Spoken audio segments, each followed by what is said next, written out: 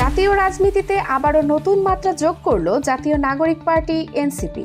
দলটির আহ্বায়ক নাহিদ ইসলাম সাফ জানিয়ে দিলেন, আওয়ামী লীগকে নির্বাচনে আনার কোনো সুযোগ নেই। 23 সেপ্টেম্বর মঙ্গলবার বিকালে রাজধানীর ব্যস্ত বাংলা মোটরে দলীয় অস্থায়ী কার্যালয়ে আয়োজিত এক জরুরি সংবাদ সম্মেলনে তিনি এই মন্তব্য করেন।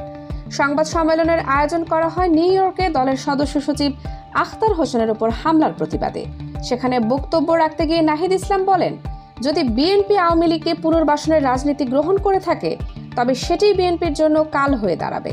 আমরা বিএনপিকে আহ্বান জানাচ্ছি, আওয়ামী লীগকে ফেরানোর খেলা না খেলে বরং বাংলাদেশ পুনর্গঠনে কাজ করুন, তাহলেই তরুণ সমাজের সমর্থন নিশ্চিতভাবে পাবে বিএনপি।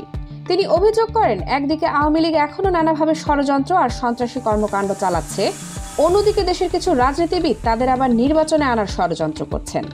নাহিদ ইসলামের কড়া হুঁশিয়ারি, আমরা পরিষ্কারভাবে বলতে চাই, আওয়ামী লীগকে নির্বাচনে আনা বা রাজনীতিতে পুনর্বাসনের কোনো সুযোগ নেই।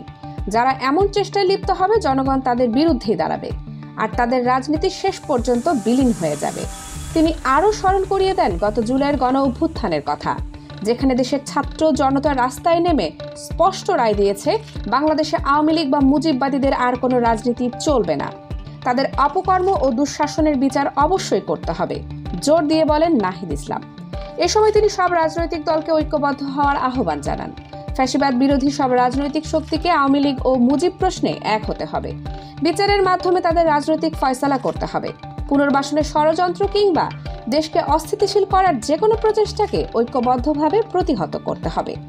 বাংলাদেশের রাজনৈতিক প্রেক্ষাপটে নাহিদ ইসলামের এই মন্তব্য ইতোমধ্যেই নতুন আলোচনার জন্ম দিয়েছে। পর্যবেক্ষকদের মতে সামনে জাতীয় নির্বাচন ঘিরে এই অবস্থান তরুণ প্রজন্মের মধ্যে বিশেষ সাড়া ফেলতে পারে। কানিজ ফাতেমা সোমা, ডেস্ক নিউজ, সাফা টিভি।